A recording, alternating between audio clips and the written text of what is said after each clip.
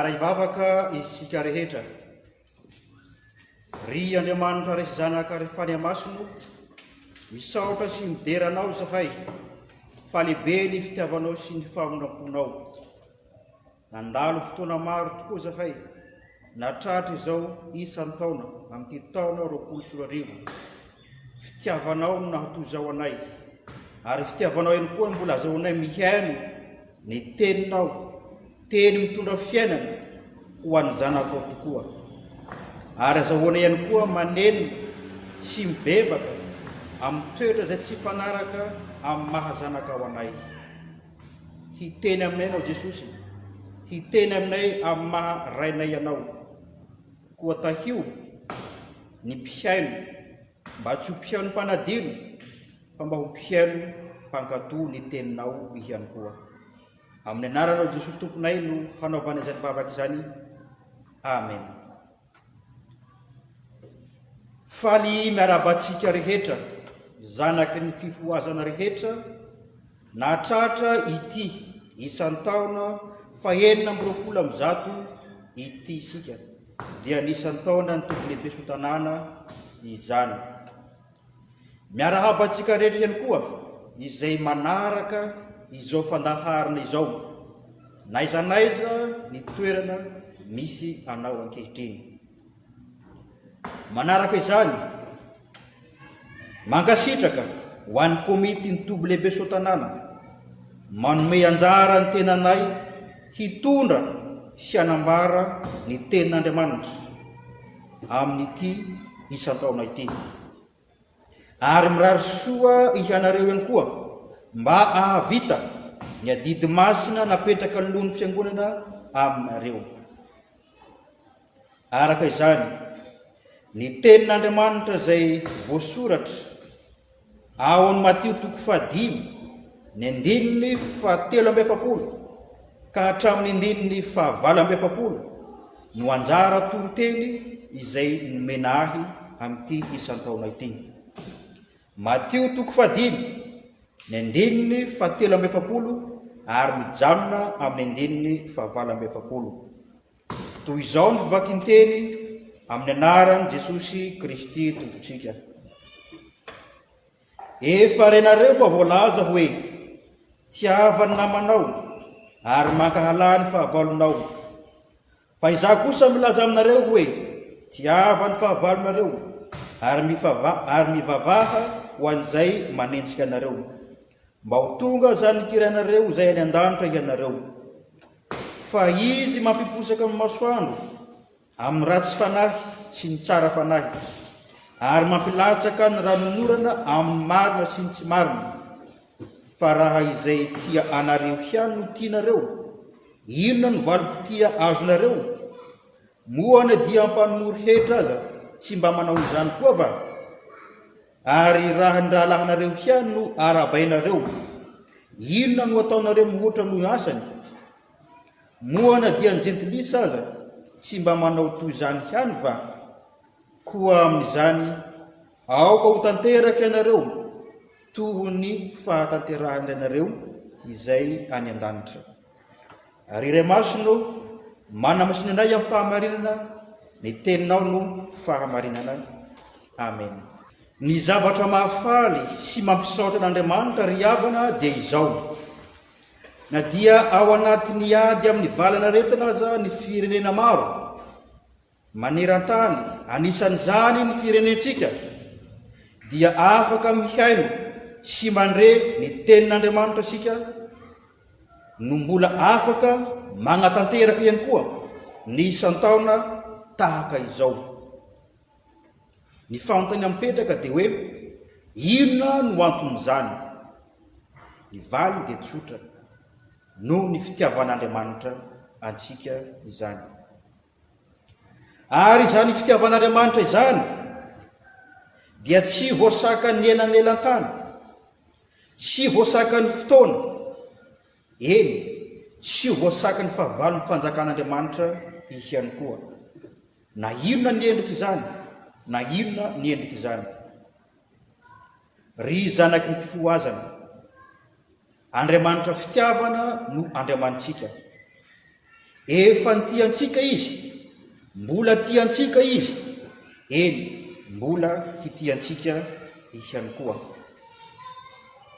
Ary zany fitiavana antsika zany dia nataony nivaingana ho hita maso, dia ny fahatongavan'i Jesosy ho nofo sy nanolorany tenany teo ambony hazo fijaliana ho famonjena an'izao tontolo izao. Ary nitsangany tamin'ny maty Jesosy ho fanamarinana ny mino azy rehetra, satria zanaky fifahazana ianao dia tian'i Jesosy ho hita eo amin'ny fiainanao manontolo ihany koa izany fitiavana izany, satria zanany ianao. Hoy man Jesosy amin'izao perikopa anjarantsika zao amin'ny 9:27 eto hoe: koa amin'izany aoka ho tanteraky ianareo toy ny fahatanterahany rainareo izay any an-danitra. Koa amin'izany aoka ho tanteraky ianareo toy ny fahatanterahany rainareo izay any an-danitra. Amin'izao isan-taona zao Jesosy dia manontany zanaky fifoazana rehetra hoe tena miaina marina ny didy mpitiavany tokoa ve isika? Ary raha lazaina fa mitia an'Andriamanitra sy ny zanaky fifoazana tahaka ny tiavan'i Jesosy antsika ve izany, sa zavatra hafa no manosika atsika ho tia ny namantsika? Raha nanaraka tsara ity perikopa anjarantsika ity mantsitsika dia Jesosy ihany no mamaly an'ireo fanontaniana izay napetrany ireo, satria Andriamanitra izy mahalala ny zavatra rehetra sy mahafantatra ny toetra sy ny fiainany zanany rehetra. Ambarany Jesosy marimarina eto amin'ny 7:70 ny fiainany andavanandro ny zanaky fifoazana izay nampatsiahivony ihany koa ny lalàna notandremany Jiosy sy nankatoaviny teo amin'ny fiainana andavanandrony. Dia tsy inona zany fa ny fitiavana ny namana sy ny fankalana ny fahavalo. Izany ny fiainany Jiosy izay nankatoaviny sy niainany teo amin'ny fiainana andavanandro, ary mbola iainany kristianina zanaky fifoazana rehetra ny koa ankehitriny, dia ny fitiavana ny namana ary ny fankalana ny fahavalo. Mbola maro amin'ny zanaky ny fifoazana no miaina amin'izany. Ny namany ihany no tiany ary ny fahavalony dia ankahalainy. Iza no namana ary ho tiavana eto izay hanirahan'Andriamanitra atsika ho tiatsika na ho tiavintsika? Teo amin'ny Jiosy mantsy dia ireto natao hoe namana: ny mpifamoibodirindrina, ny olona akaiky azy, iray tampo, izay olona ihany koa iraiketany fony. Ireo no atao hoe namana teo amin'ny Jiosy fahizay. Ary tsy hafa amin'izany koa izay heveriny zanaky fifohazana, izay heveriny kristianina maro ho namana, dia tsy hafa fa ny havana akaiky, ny mpiray vodirindrina, izay olona iraiketany fony, eny na dia izay iray fiangonana ihany koa aza. Izany ny namana. Tsy vitan'izany ihany, ny zanany, ny vadiny, ny mpiandry miara-miasa aminy, na mpiandry izay niara natokana taminy ihany, ireo no sakaiza mahatoky azy, izay tsy manadino azy amin'ny fiainana sarotra. Ny havana, ny kristianina mpiara-mivavaka aminy, izay no heveriny zanaky fifohazana, heveriny kristianina fanamana ka tsy maintsy ho tiavina. Izany tokoa nefa ve no teny Jesosy ambara ry kristianina malala fantatry Jesosy amin'ny antsipiriany ny fiainantsika kristiana. Na dia miezaka hagnamboamboatra n'izany aza isika dia fantany amin'ny antsipiriany. Ary fantatry Jesosy ihany koa fa tsy arakaraka izay hanirahany atsika na amin'ny mahazanany atsika no iainantsika izany fitiavana izany. Indray andro dia tafaresaka tamin'ny mpiandry anankiray ity pastora. Nanontany an'ilay mpiandry i pastora hoe, hono aho, inona loatra no tsy ambaratelo eo aminao sy mpiandry namanao iny? No toa mifankazo ampo ianareo, mifanampy raha sendra misy manahirana ny anankiray, tena mifankatia aloha ianareo raha ny fahitako azy, sa tsy marina n'izany, hoy ilay pastora. Dia namaly azy ilay mpiandry hoe, tsy diso ny hevitrao ry pastora, ary tsy diso ny fijerinao, fa tena mifankatia tokoa zahay, mifanampy, tsy mifankafoy, tsy mifanary amin'ny sarotra. Raha misy ny manahirana eo amin'ny fiainana, izy no manavotra ahy. Tahaka izany koa izy, raha misy manahirana azy, dia izaho no manampy azy. Ary lazaiko anao koa pastora, tsy misy mahavita tahaka io mpiandry namako io ao amin'ny fiangonanao. Raha ny tsy ambaratelona indray no tianao fantatra dia izao: andiany ray izahay natokana, izany hoe promotion izay niaraka natokana ho mpiandry. Izany no tena mampifamatotra anay sy mampifankatia anay io. Hafa ihany ny prome, namana tsy mifanary zahay. Tsy izany ihany, nanentana koa ty pastora ty indray andro hoe andao isika andeha hamonjy isa 3 volana. Dia nanao ny fandamenana ny pastora hoe misy ny fiara izay ombonana ka antsasaky ny frehiana no halohan'ny kristianina. Fa ho an'izay manana fahefana, manana fiara kosa dia afaka tonga mandeha amin'ny alalan'ny fahafahana izy. Rehefa nirava ny fotoam-pivavahana dia nanatona loham-pianakaviana anankiray ity ramatoa izay mpanamo tena. Io fianakaviana dia manana fiara. Dia nanatona azy ity ramatoa ity hoe, ianareo ve mba handeha hamonjy ny isa 3 volana? Dia namaly ilay rangahy hoe, tena handeha tokoa izahay mianakavy. Dia hoy ilay ramatoa taminy, te handeha mantsy aho, fa saingy tsy manana no enti manana. Eny, fa na dia antsasaky ny frais izay nambaran'ny pastora teo aza dia tsy ananako. Moa afaka mitondra ava ianareo mba hamonjy an'izany isa 3 volana izany. Ahoana ho ianareo?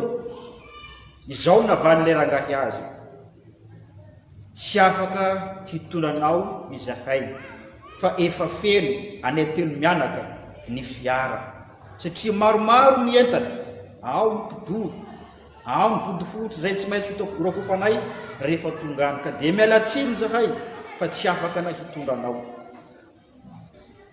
Nandeha ny fotoana, dia tonga tokoa ny fotoana izay hiaingana. Nandeha izy 3 mianaka tamin'ny fiarany tsara tarehy, andeha hamonjy ny isa 3 volana. Rehefa 10 kilometatra tsy hatongavana amin'ny toerana dia ampanina ilay tomobily, ampanina ilay fiara. Dia eo ampanamboarana dia iny tamy ny fiara iombonana izay niarahan'ireo kristianina rehetra. Dia faly izy 3 mianaka fa tamy ny fiara mitondra ny kristianina namana. Inona koa ny zavatra nitranga? Nandalo azy fotsiny ireo kristianina mpiara mivavaka aminy, dia navelany teo izy 3 mianaka. Tantara tena misy io ary mampieritreritra. Isika samy zanak'Andriamanitra aza, isika samy zanaky fifoazana aza, tsy mifankatia. Ary fantatra Jesosy io, fantany amin'ny tsipiriany ny fiainantsika. Ny tantara teo aloha dia ny ny mahapromotion no nanosika azy ireo hifankatia, ary ny maharem-pianakaviana azy no natonga azy hitondra ny vady aman-janany. Saingy navelany lera matoa na dia nitaraina azy. Izany ny fiainantsika, ny fitiavana. Izany ny fitiavana ao am-potsika. Izany nefa ve no tena tadiavan'Andriamanitra amintsika. Izany ve fitiavana hiainany zanak'Andriamanitra. Izany ve fitiavana hiainany zanaky fifoazana. Raha izany ho Jesosy dia tena mitovy, tsisy valaka amin'ny jentilisa ihany ny mpiandry ny zanaky fifohazana raha ny fanehom-pitiavana izay voalaza teo no hiainantsika. Tsy misy hiavahany amin'ny jentilisa, tsy misy hiavahany amin'ireo tsy zanaky fifohazana, ny fiainana kristianina sy ny zanaky fifohazana. Ny avahany kely fotsiny angamba dia ny fanaovana akanjo fotsy sy fankanesana any am-piangonana isaky ny alahady sy ny fotoam-pifohazana. Ry zanaky fifohazana malala, raha nanambara ny antsipirian'ny toetranao sy ny fiainanao Jesosy anio, ary manainga anao hiala amin'izany ka ilazany hoe tiava ny fahavalonareo ary mivavaha ho an'izay manenjika anareo mba ho tonga zanaky ny rainareo zay ny an-danitra ianareo, dia tsy ny fiazahanao hiaina amin'ny fitiavana, ny fahavalo sy ny fivavahana ho an'izay manenjika anao no hahatonga anao ho zanak'Andriamanitra na hahavonjy anao. Fa izao indrindra lazain'i Jesosy eto, aoka ho tanteraka ianareo toy ny fahatanterahany rainareo zay any an-danitra. Izany hoe toetra sy fiainana ho an'izay nekena na natsangana ho zanak'Andriamanitra, toetra sy fiainana zanaky ny fifohazana, ny mitia ny fahavalo sy mivavaka ho an'ny mpanenjika azy, fa tsy ny namana ihany. Dada, mama, ny zanaka, ny praoma ihany, tsy izay ihany no tiavana ho Jesosy. Ary io fitiavana io no marika ahafantarana ny mpandova ny lanitra rehetra. Io fitiavana io dia ny fitiavana ny fahavalo sy ny fivavahana ho an'izay mpanenjika io no ahafantarana ny mpandova ny lanitra rehetra.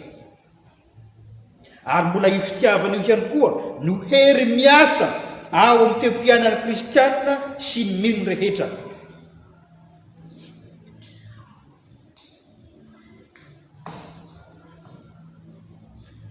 Raha nampianatra momba n'ity fitiavana ity i Dada Rajoelo izay anisan'ny ray aman-dreny nividian'Andriamanitra hitarika ny fifohazana soatanana, dia izao indrindra no nambarany: ny fitiavana sy ny firaisiny izay atao no faneva hatsangana, ny fitiavana sy ny firaisina izay atao no faneva hatsangana. Ary samy hiezaka na ho izany isika noho ny fitarian'ny fany masina, na amin'ny teny izany, na amin'ny asa, na amin'ny fitondran-tena, na amin'ny saina ihany koa. Riavana, satria ny fitiavan'Andriamanitra no namonjena antsika, ny fitiavan'Andriamanitra no nahatozao antsika, fitiavan'Andriamanitra no mamelona antsika. Koa Lotera noho izany tsy hoe tokony hitia isika, fa tena fitiavana no fiainantsika sy ny ataontsika rehetra. Ry zanaky ny fifohazana malalo, tsarovy fa izay manao soa sy mitia an'ireo manao soa azy ihany dia toy ny manao ny fanao ny jentilisa hiany izay tia tena, izay manao soa sy mitia an'izay manao soa azy hiany dia toy ny manao fitiavany jentilisa izay tia tena hiany. Hoy Jesosy amin'ny andininy fa 4 eto, fa raha izay tianao hiany no tianareo, inona no valim-pitia azonareo? Moa ny mpamory hetra aza tsy mba manao toy izany koa va? Tsy misy mahasamihafa atsika na amin'izay heverintsika hoe tena tsy zanak'Andriamanitra, tsy zanaky fifopazana. Raha izay tiatsika hiany no ho tiavantsika, izay heverintsika fa ho fahavalo dia ho zonitsika ho faty, tsy zany ny fiainany zanaky fifopazana, tsy zany ny fiainany zanaky ny kristianina, fa tena fitiavana, tena fitiavana. Tsarovy fa zanak'Andriamanitra ianao, mpandovan'ny lanitra ianao, fifohazana ianao no ny asam-pamonjena vitan'i Jesosy. Manaiky ihany koa fa tian'Andriamanitra ny olona rehetra hatramin'ny fahavalo ny aza. Hoy Jesosy, aoka ho tanteraky ianareo toy ny fahatanterahany ray anareo izay any an-danitra, amin'ny alalan'ny fiainam-pitiavana hitia hatramin'ny fahavalo sy hivavaka ho an'ny mpanenjika. Ampianarany Jesosy atsika ny didy mpitiavana, ny didy mpitiavana, didy vaovao no nomeko anareo hoy Jesosy, dia ny mba hifankatiavanareo. Tsy ny mpiara-mivavaka hiany, tsy ny promotion hiany, tsy ny fifankatiavana amin'ireo sy ny zanaka hiany no tia nambara amin'izany, fa hatramin'ny fitiavana an'Andriamanitra ihany koa. Raha tsapanao fa zanak'Andriamanitra ianao, raha tsapanao fa fifohazana tokoa ianao, zanaky fifohazana tokoa ianao, efa navelan'Andriamanitra heloka ianao. Koa ny kristianina voavela heloka, ny zanaky ny fifohazana izay tia an'Andriamanitra ka manana ny fanahy masina ao am-pony, dia tsy afaka ny tsy ho tia an'Andriamanitra sy ny namany, eny hatramin'ny fahavalo koa aza. Fa raha namantsika hiany no tiatsika, dia tsy misy mampiavaka atsika amin'ny jentilisa, tsy misy mampiavaka atsika amin'ny toetra ny mpamory hetra, kanefa efa no avozin'Andriamanitra sika, ary zany fitiavan'Andriamanitra ao anatintsika zany no manosika atsika hitia ny namana ihany koa. Sarotra amintsika amin'ny olombelona hitia ny fahavalo zany, ary hivavaka ho an'ny mpanenjika izany, kanefa izany no fiainana zanak'Andriamanitra, izany no fiainany zanaky ny fifopazana, izay zanak'Andriamanitra velo, izay efa novonjeny Jesosy, izay efa navelany heloka, efa nodioviny ny temponao sy ny tempiainanao, afaka mitia ny fahavalo, afaka mivavaka ho an'ny mpanenjika, satria ny fanahy masina no ao anatiny. Hoy Jesosy eto, koa amin'izany aoka ho tanteraky ianareo toy ny fahatanterahany ianareo izay any an-danitra, dia ny fitiavana ny fahavalo ary fivavahana ho an'izay manenjika ihany koa. Jesosy irery hiany. Raiso ny fitahina ho aminareo rehetra ny fahasoavan'i Jesosy Kristy Tompontsika sy ny fitiavan'Andriamanitra ray ary ny firaisana amin'ny fanahy masina. Amen. Sambatra ny zay matoky anare amanitra, fa ny fiadana tsaina no manapitra ny andony. Sambatra ny zay matoky anare amanitra, fa ny fiadana tsaina no manapitra ny andony.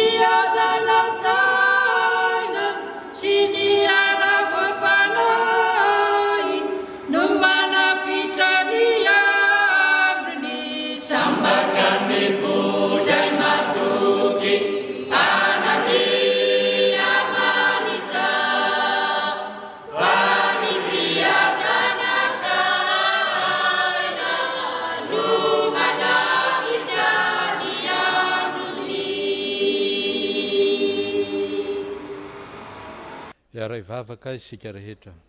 Misaotra anao zahay, Andriamanitra rainay io, amin'ny anaran'i Jesosy Tompo, no izao ahatrarana ny isa-taona ny toby lehibe soa tanàna izao. Misaotra anao fa mandamina ny zavatra rehetra ianao ahafahanay zanaky ny fivoazana, mandre ny teninao izay antony fivorianay. Misaotra anao ny amin'ny zavatra rehetra, indrindra ny amin'izao fotoan-tsarotra lalovan'izao tontolo izao noho ny fianaky ny valanaretina. Fotoana ihany koa ahatsapanay ny hasarobidin'ny fiaraha-mivory ao amin'ny toby lehibe soa tanàna, fa raha amin'ny fotoana izay tsy isian'ny olana tokoa dia matetika izahay no malaina mahita fialana ny amin'ny hamonjena ny fivoriana ankehitriny, tsy misy ny fivoriana noho ny antony ara-pahasalamana, mahatsiaro indrindra, manamafy indrindra ny hasarobidin'ny fiaraha-miangona amin'izany toby lehibe izany zahay. Dia mifona aminao zahay amin'ny mahampanotanay mangata-pamelana, ary mangataka vahaolana aminao, mangataka fiarovana sy fanasitranana avy aminao ho an'ny firenenay, ho an'izao tontolo izao, manoloana izao valanaretina izao. Dia mangataka aminao indrindra amin'ity fotoana ity handrenesanay ny teninao momba ny epistily ho an'ny Galatiana izay nampanoratinao ny mpanomponao dia Paoly apôstôly zany, mba hahay mandray fampianarana lesona avy amin'izany epistily zany zahay, ary tsy hijanona ho fahalalana ihany fa hanova ny fiainanay, hampitombo ny finoanay ianao ry Jesosy Tomponay, mba hanananay fiainana mandrakizay. Mametraka feno aminao ny zanaky ny fifoazana rehetra, ny fiangonanao rehetra, ny olonao rehetra, mba hitombo amin'ny finoana sy ny fitiavananao, ary indrindra hahay mampianaka ihany koa ny filazantsara ny famonjenao. Amin'ny anaran'i Jesosy Kristy Tomponay no angatahnay izany. Amen. Miarahaba tsika rehetra mahatratra n'izao isa-taona ny toby lehibe soa tanàna taona 2020 izao, no mirary soa tsika rehetra ihany koa hahatratra ny isa-taona amin'ny taona 2020 na dia eo aza ny fotoantsatra izay lalovantsika ankehitriny. Araky ny efa noresahana teo amin'ny tonim-bavaka teo dia ny epistily ho an'ny Galatiana no anjara ampianariko eto, zany hoe karazana fitarihanteny na taridalana hoentina mamaky sy mianatra ny epistily ho an'ny Galatiana. Io no anjarako, ary amin'izany dia fampahafantarana kapokapobeny mahakasika ny epistily no ataoko eto araka an'izay, ka hampiana indrindra zany isika zanaky ny fifohazana na ireo zay rehetra liana ny amin'ny bokin'ny Galatiana, ampiana amin'ny alalan'izao fitarihanteny zao mba hahazo ny hafatra izay reketiny, hahazo ny hafatra izay reketiny zany boky zany, hitomboatsika amin'ny fahalalana tsara ny finoana, mba hanaovantsika hoe fantatro izay inoako. Ohatra ny hoe raha manoratra mantsy, inona no lanan'izany atao fitarihanteny izany, raha ohatra hoe any aorianany ohatra ny zanatsika mamaky ao amin'ny tantaran'ny fiangonana, mahita ny soratra na taratasy alefan'ireo ray aman-dren'ny fiangonana amin'ny isam-piangonana mandidy hoe ferana ho 50 ny isan'ny mpiangona isan'alahady, raha izay ihany no zavatra hitany, tsy mahalala ny tontolo izay nahatonga ny fanoroatana an'izany taratasy na alefan'ny filoham-piangonana izany izy ireo, dia tsy hazava aminy ny antony filazana na ny fandidiana hoe atao 50 ihany ny olona izay miangona isan'alahady. Fa raha fantany tsara kosa ny hoe tamin'izany fotoan'izany nisy aretina, ka dia ny fanjakana namoaka didy mametra fa 50 ihany no afaka miara-miangona isan'alahady, ary atao 2 metatra ny elanela sy ny fepetra ara-pahasalamana samihafa, dia hazava aminy araka an'izay ilay hoe 50, ka amin'izay fotoan'izay tsy hanao foana hoe izy hoe isika zany isan'alahady dia tsy maintsy 50 ihany miangona, fa io ny fampianarana hatramin'izay. Fa kosa izy hanao hoe nisy antony nahatonga an'io, ka izay antony izay tsy eotsony, dia afaka manao fepetra mihoatra na miaina mifanohitra na hafa noho izay fepetra noraisina tamin'izao vanim-potoana iainantsika izao ireo zanatsika any aoriana any ireo raha mamaky izany teny zany. Inona ny tianao resahina amin'izany? Raha mamaky ny epistiliny Galatiana isika, tsy mahalala ny zavatra misy manodidina azy, ohatra hoe ny antony nahatonga ny Paoly apôstôly hanoratra azy dia izao, mety handray ara-baky teny fotsiny na mety handika vilana ny amin'izay hafatra reketiny zany boky zany. Io no tombony ahalalana ny amin'ny atao hoe fitarihanteny na taridalana izay atao eto hamakiana ny epistily ho an'ny Galatiana. Araka izany ary dia andeha ho resahantsika zany atao hoe epistily ho an'ny Galatiana zany. Misy fijery samihafa momba ny epistily ho an'ny Galatiana teo amin'ny tantaran'ny fiangonana, fa izay ho resahako eto dia izao ny fijerin'ny Lotera ny atao hoe epistily ho an'ny Galatiana satria nahoana no i Lutera no raisiko, satria i Lutera dia izao tena niaina ny hafatra izay reketin'ny epistily ho an'ny Galatiana, ary niady ny hiaina ny mpino rehetra izany epistily hafatra lazain'ny epistily ho an'ny Galatiana zany. Hoy Lutera, ny epistily ho an'ny Galatiana dia Catherine von Borako, zany hoe ilay ramatoa vadiny. Ny tiany ho resahana amin'izany dia sy ny hoe vadiny mitovy amin'ny fitiavany ny ramatoa Catherine von Bora, ny fitiavan'ny epistily ho an'ny Galatiana, sy izany no tiany ho resahana amin'izany, fa maminy loatra ilay epistily ho an'ny Galatiana, satria ao anatin'ilay epistily ho an'ny Galatiana dia ahitana niady natrehany tamin'ny fotoana izay nanaovan'ny reformasiona. Raha nampianatra ny fiangonana katolika fa amin'ny alalan'ny asa atao irery ihany no azahoana fahamarinana nasitraka eo anatrehan'Andriamanitra, dia ny mifanohitra amin'izany no hitan'ny Lutera tao amin'ny famakiana ny epistily ho an'ny Galatiana, izany hoe Andriamanitra izay tonga teto an-tany tamin'ny alalan'i Jesosy Kristy zanany, izay niaraka ny hinana sy ny ray pesapesa, izany hoe ny tiako resahana hoe ny ray pesapesa eto dia izao niara-belona, niaraka nandeha, ireo ny sakaizany dia ny mpanota sy ny mpamory hetra, ireo ny namany isan'andro, izany olona izany, ireny karazan'olona izay nitsokazina ho farahidiny amin'ny faharasiana amin'ny lafiny ara-pivavahana teo amin'ny tontolo Jesosy, ireny no naman'i Jesosy, fa tsy ireo izay nitandrina ny lalàna ka nihevy tena ho marina sy nihevitra hazo sitraka avy amin'Andriamanitra amin'ny alalan'izany fitandreman'ny lalàna izany.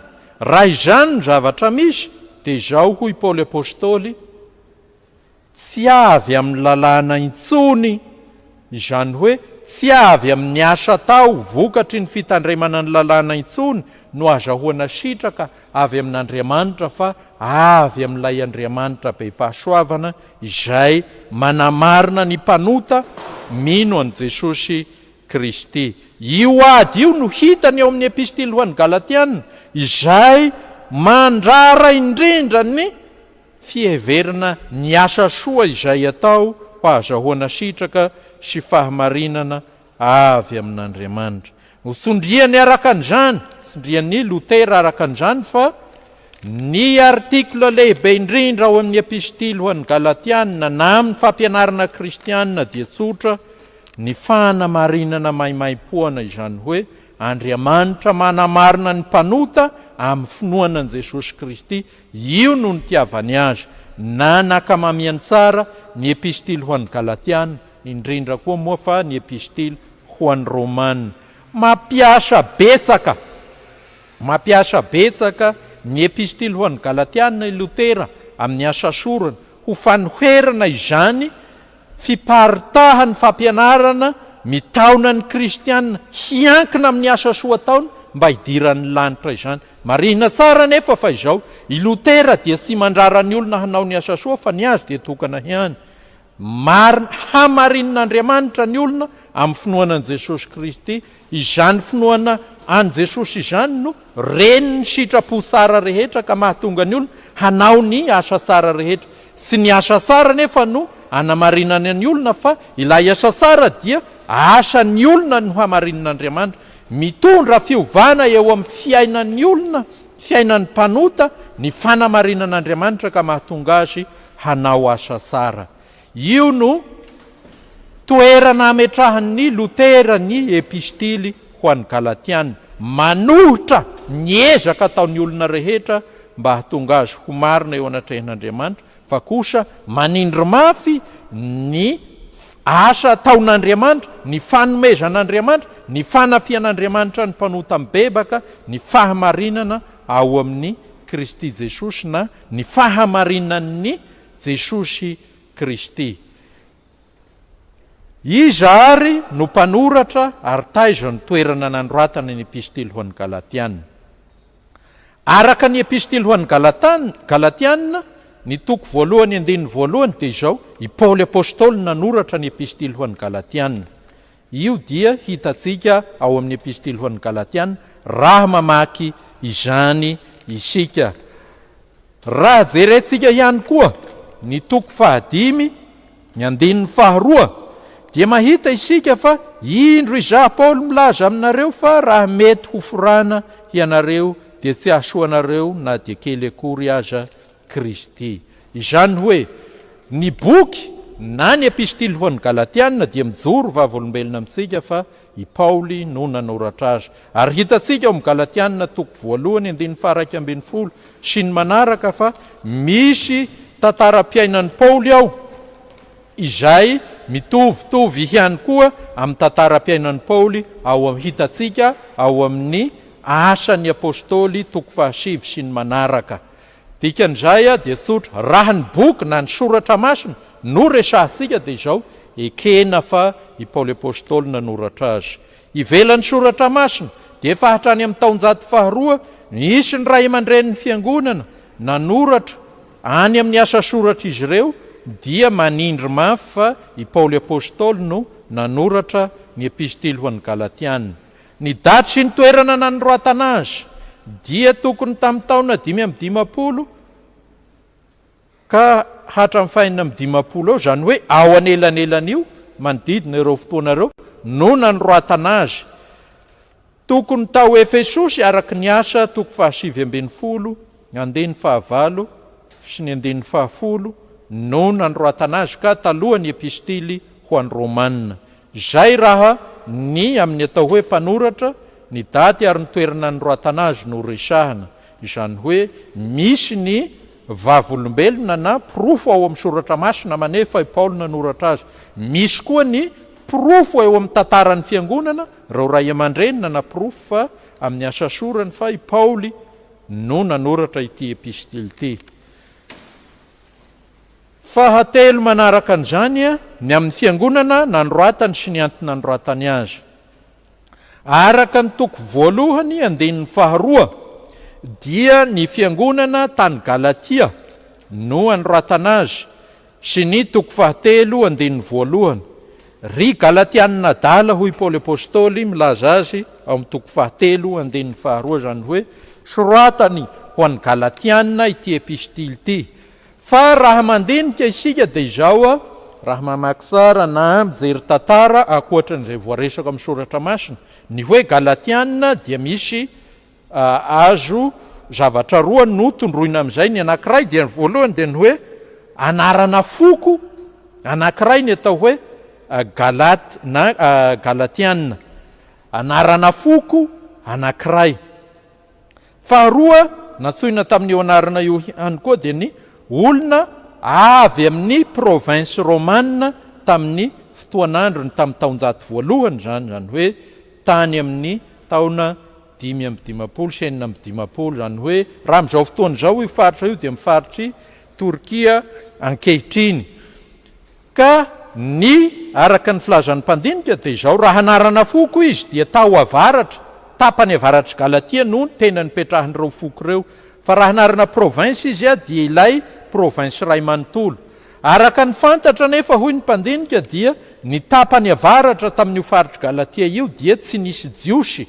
Fa raha mamaky ny epistily ho an'ny Galatiana manko isika dia tokony vondron'olona ny mpino nanoratana azy zany dia vondron'olona nisy jiosy no nanoratana azy. Mahalala tsara ny fivavahana jiosy raha maky azy sika dia mahita ny atao hoe lalàna, mahita ny atao hoe Abrahama ao amin'ilay soratra masina. Ary indrindra filazan'ny Paoly eo amin'ny tantarany hoe taranaky Abrahama isika, izany hoe tsy avy amin'ny mpanota, izany hoe ny tena horesahana dia izao olona tsy vahiny ny tantaram-pivavahana jiosy na ny fivavahana jiosy nanoratana ity epistily ity. Noho izany ny filazana hoe ilay foko tao amin'ny tapany avaratra izay mitondra ny anarana hoe Galaty no nanoratana ity epistily ity dia sy tandrify fa izay tohanana kosa dia ny hoe ireo olona mpino tao amin'ny faritra Galatia ka ny tapany atsimindrindra no nahitana jiosy kristianina tamin'izany fotoana izany.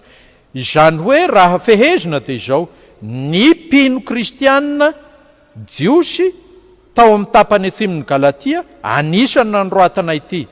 Noho izany araka an'izany tsy anarana fiangonana anankiray no androatana ity epistily ity, tsy fiangonana anankiray fa faritra atsimon'ny Galatia, ilay provinsy romanina tamin'izany fotoan'izany. Ny antony nandroatana io ny resahantsika faharoa amin'ity fizarana fahatelo ity. Ny antony nandroatana dia izao: Paolo nanorina ny fiangonana tao Galatia, nanao asa misiona tao izy.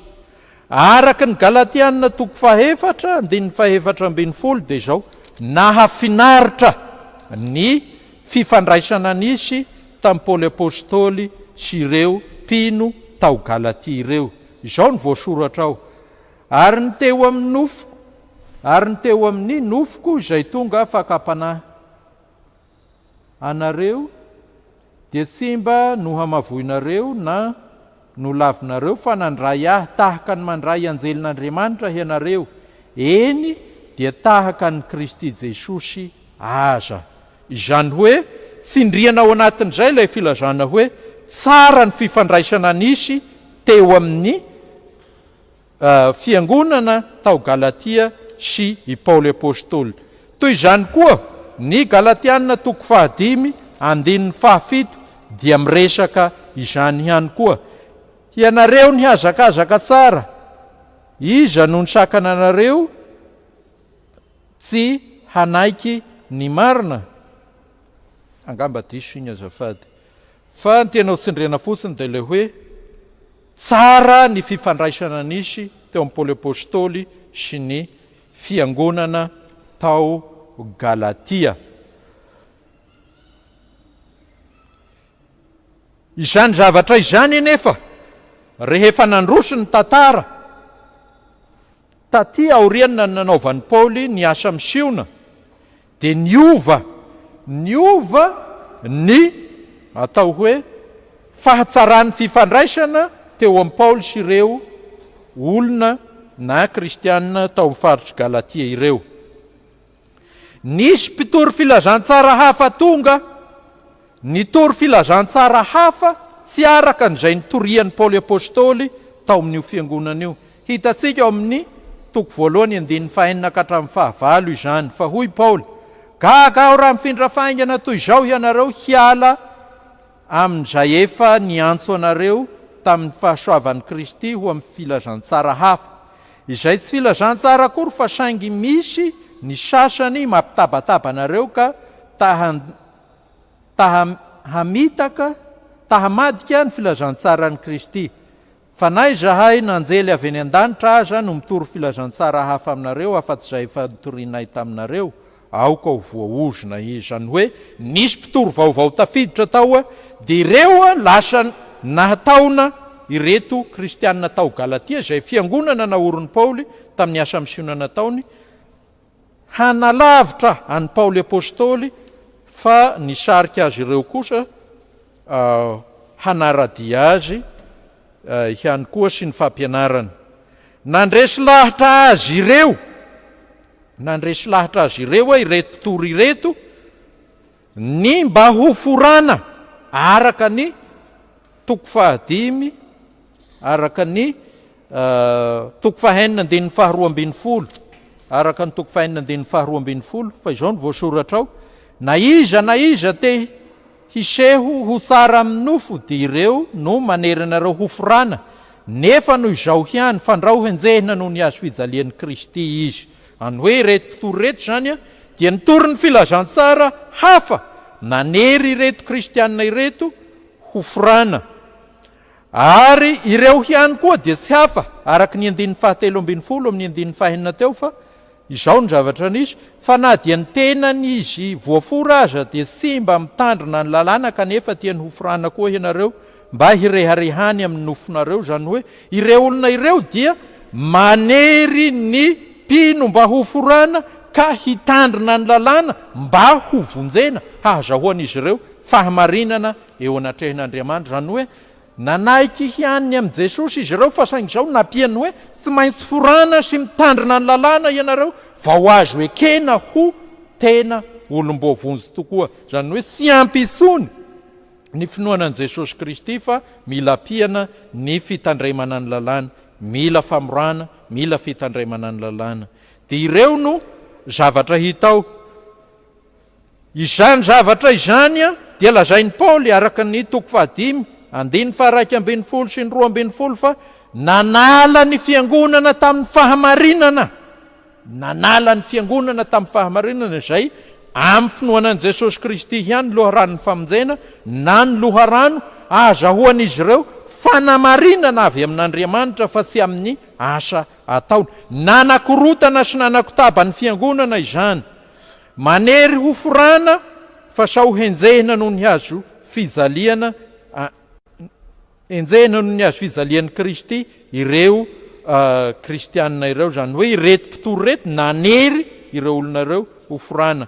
Araka ny hevitry ny maro dia izao tokony ho jiosy kristianina, niova ho kristianina ireto izay manery ho forana reto, zany hoe jiosy avy any Jerosalema niova ho kristianina dia lasa mitory ny filazantsara ka manery ireo mpino tany amin'ny faritra izay nitorian'ny Paoly na fiangonana naorin'ny Paoly, manery azy ireo hanaraka sy hitandrina ny lalàna jiosy izay vao tena azo ho vonjena. Maro no voataona ka vonina hanaraka ireo araka ny 2:1 ka hatramin'ny 5 ka ilazan'ny Paoly hoe ry Galatianina adala, iza ny nanimba anareo kanefa teo imasinareo indrindra no nanehoana marimarina an Jesosy Kristy voaomby tamin'ny azo fijaliana sy ny sisa, zany hoe voataona hiala amin'ny hazo fijalian'i Kristy ireto olona ireto ka lasa ho forana hitandrina ny lalàna indray vao hiditra ny lanitra. Ka dia io no lazain'ny Paoly hoe maro ny voataona hiala amin'ny fahamarinana. Raha ny fizarany boky indray zay zany ny antony nandroatana azy. Azahoantsika raha mamaky ny epistiliny Galatiana, raha nahainana zava tsara dia tokony ho azo asika izay hafatra lazain'ny epistily eo mpamakiana azy. Fizarany boky dia asika zaraina telo sosotra ilay izy, eo ny fampidirana fa izay ikambana ny epistily rehetra ny hitatsika eo amin'ny 1:1 ka hatramin'ny 2:20 fa izay fizarana voalohany dia ny 1:17 ka hatramin'ny 2:2 azo mena ny lohateny hoe Paoly apôstôly filazantsara ho an'Andriamanitra, filazantsara an'Andriamanitra ho an'ny jentilisa, zany hoe apôstôly ny jentilisa i Paoly. Fizarana faharoa ny 2:7 ka hatramin'ny 2:5 ao ny fampianaran'ny Paoly mahakasika ny amin'ny fanamarinana maimaim-poana na ihany koa iresahany be dia be ny amin'ny lalàna, satria izany no tena saika voaresaka be dia be manodidina azy. Ary farany dia ny 5:17 ka hatramin'ny 5:9 iresahany amin'ny fanahy masina. Ary ny sisa dia karazana fanaovam-beloma sy firesahana ny amin'ny mahazava-boahary vaovao ny olona izay mino an Jesosy Kristy. Reto ny foto-kevi-dehibe zavatra anankitelo ny resahany anankiray voalohany dia ny fiarovan'ny Paoly ny maha-apôstôly azy. Io hitantsika amin'ny 1:1, 2:2. Iresahany Paoly eo manomboka amin'ny 1:1 amin'io dia resahany ny maha-apôstôly azy.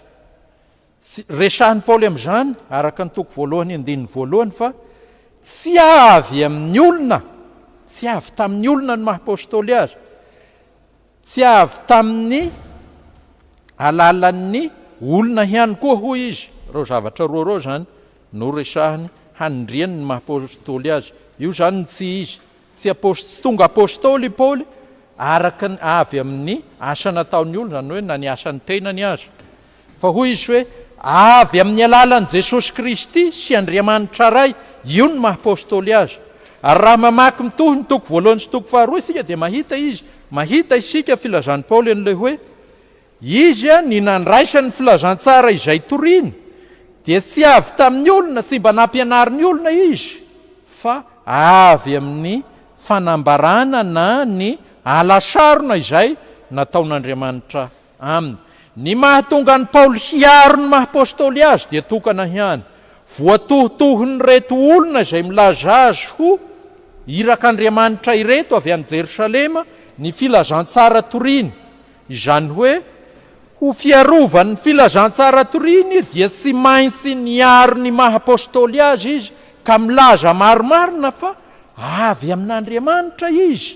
Fa araky ny ahalalana azy raha ny tantaram-piainany dia izao mpanenjika ny fiangonan'Andriamanitra i Paoly apôstôly.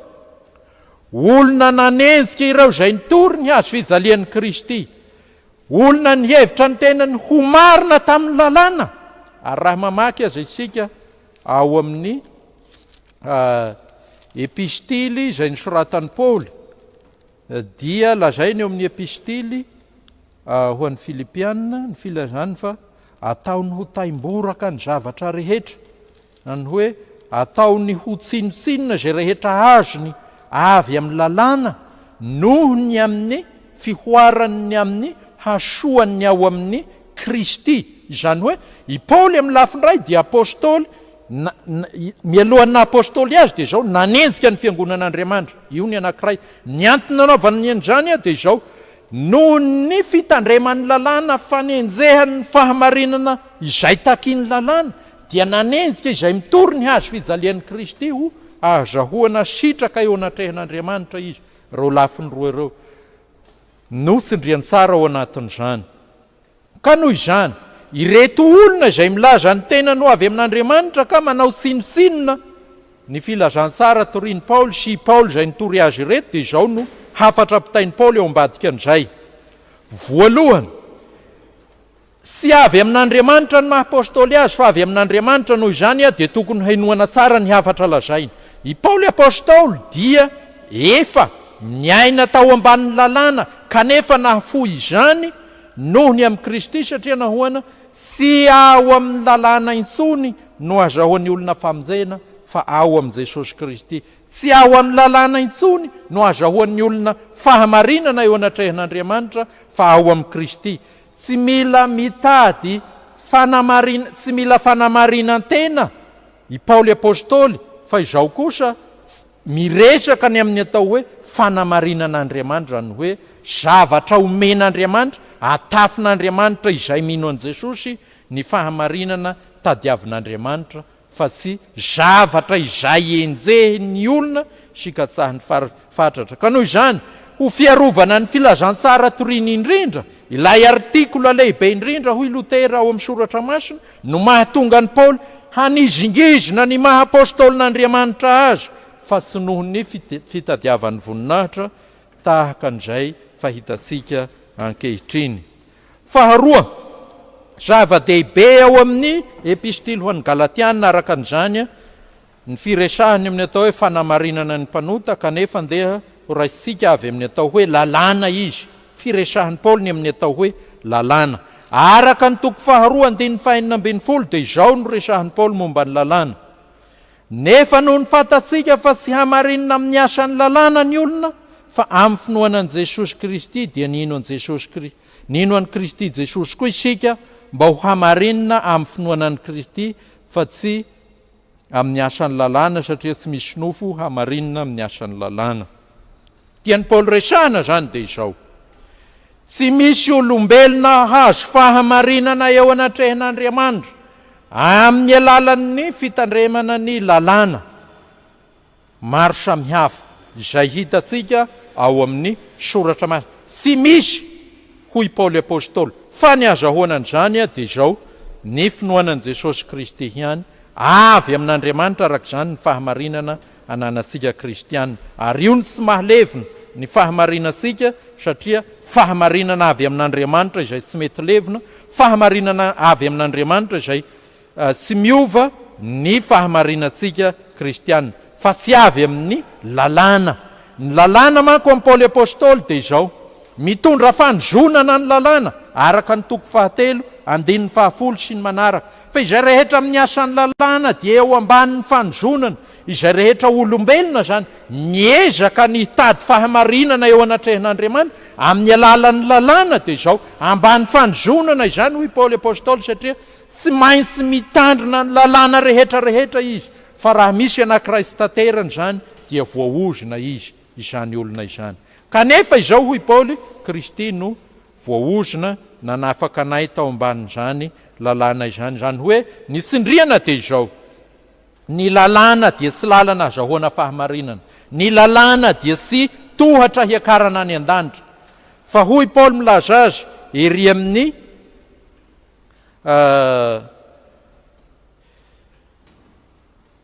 hoy Paoly milaza azy ery amin'ny toko fahefatra milaza azy izy ho karazana mpitaiza ny mpino mandra-pahatonga an' Jesosy Kristy zany hoe rehefa tonga Jesosy dia tsy misy intsony ny asan'ny lalàna ho famonjena tsy manana anjara toerana eo amin'ny famonjena ny lalàna tsy asan'ny lalàna zany fa Andriamanitra ny mpamonjy azo afangaro zay zavatra izay tsy azo afangaro zay araka ny epistily ho an'ny Galatiana tena samihafa ny lalàna azy araka lazain'ny Paoly eto dia izao manozona mitondra fanamelohana ho an'izay rehetra miezaka hitandrina ny lalàna hiditra ny lanitra izany fa aiza no azahoantsika fahamarinana sindrian'ny Paoly tsara ao amin'ny epistily ho an'ny Galatiana fa amin'ny finoana any Kristy Jesosy irery ihany no azahoan'ny olona izany fahamarinana avy amin'Andriamanitra zany noho izany ry havana dia izao aza miezaka ny hahazo fahamarinana avy amin'Andriamanitra amin'ny alalan'ny ezaka ataotsika aza mieritreritra hahazo fahamarinana avy amin'Andriamanitra avy amin'ny fitandremantsika lalàna amin'ny lafiny ray aza dia izao fanaovana sinisinina ny asa nataon'Andriamanitra tao amin'i Jesosy Kristy ny fanisanao ny fandanjanao ny asa soa vitanao amin'ny fiainanao andavanandro hoentinao mitaky amin'Andriamanitra mba hanokatra ny varavaran'ny lanitra hidiranao fa izay tokony hatao dia izao raha manana izany eritreritra sy fomba fisanan'izany isika zanaky ny fifohazana dia tokana no hataosika mila mibebaka isika manantona an' Jesosy Kristy homen'Andriamanitra maimaim-poana izany fahamarinan'ny Jesosy Kristy izany atafiny antsika ao am' Jesosy Kristy izany fahamarinana izany no fampianarana hazon'ny fiangonana ao amin'ny fampianarany epistily ho an'ny Galatiana hamaranana azy ny tapany farany dia izao ao amin'ny toko fahadimy Paoly apôstôly dia miresaka ny amin'ny vokatry ny fanahy zany hoe araka ny toko fahefatra andininy faha 40 sy ny manaraka dia izao izany ao amin'ny toko fahefatra ahitantsika ny filazana fa izany fitoriana ny filazantsara izany toko fahatelo ihany koa miresaka an'izany dia andraisantsika ny fanahy masina zany hoe ny finoanan'i Jesosy Kristy ny fitoriana ny filazantsara ny finoanan'i Jesosy Kristy dia andraisantsika ny fanahin'Andriamanitra izany fanahin'Andriamanitra izany no resahany eo amin'ny toko 5:22 ny vokatra zany hoe ny voa ateraka izany fanahin'Andriamanitra izany dia izao resahany Paoly ao ny fitiavana fa ny vokatry ny fanahy kosa dia fitiavana fifaliana fiadanana faharipo fahamoram-panahy fanaovantsoa fahamarinana fahalemem-panahy fahononam-po tsy misy lalàna manohitra izany fa izay an'i Kristy Jesosy dia efa nanombo ny nofony tamin'ny faniriany sy ny filany tamin'ny hazo fijariana raha velon'ny fanahy isika aoka handeha araky ny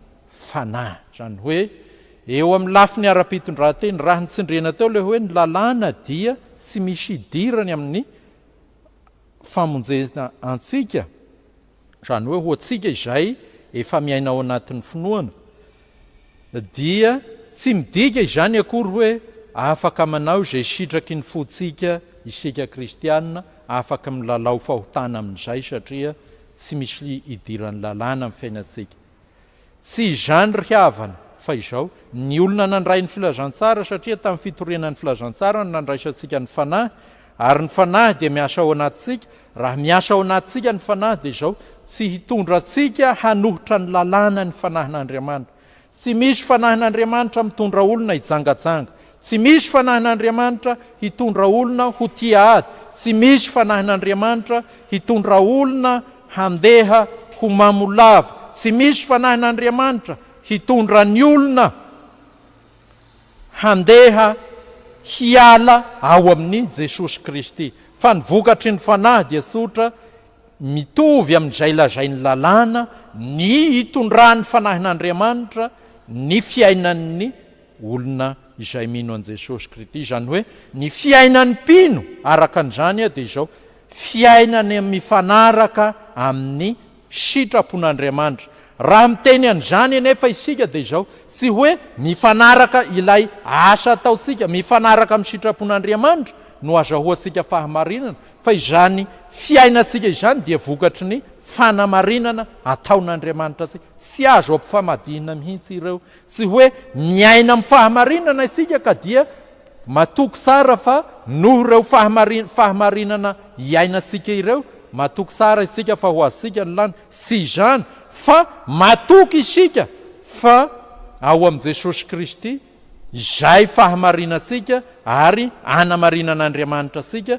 Ao ihany isika no mifahatra amin'ny azahoantsika zany atao hoe fanamarinana avy amin'Andriamanitra zany, fa tsy ny fiainantsika na ny asatsoa izay ataontsika, fa ireo dia vokatry ny finoana na vokatry ny fanamarinana ataon'Andriamanitra atsika ihany ireo rehetra ireo. Raha fehezina dia izao miaro ny maha-apôstôly azy i Paoly satria voatohitohina ny filazantsara izay toriny dia ny fanamarinana maimaim-poana amin'ny finoana. Laviny Paoly akisy rano fa tsy avy amin'ny asan'ny lalàna, io ny faharoa, ny azahoan'ny olona ny atao hoe fahamarinana. Tsy ny olona ny miezaka hanatratra ny fahamarinana fa kosa Andriamanitra no manamarina azy. Na izany aza nefa dia izao tsy azo atao eo amin'ny fiainana kristianina sy mampianatra i Paoly apôstôly fa baranahy ny fiainana kristianina ka afaka mijangajanga. Amin'izay ny olona rehetra izay tonga kristianina afaka manompo sampy, afaka mangalatra, afaka manao ny ratsy rehetra, fa kosa ny olona izay no hamarinan'Andriamanitra dia ahitana taratra ny filazantsara ny famonjena, ny fiainany manontolo, ahitana taratra ny sitrapon'Andriamanitra, ny fiainany manontolo. Voninahitra ny ho an'Andriamanitra ray zanaka ary fanahy masina izay azy hatramin'ny taloha indrindra aharitra mandrakizay. Amen. Vavaka isika.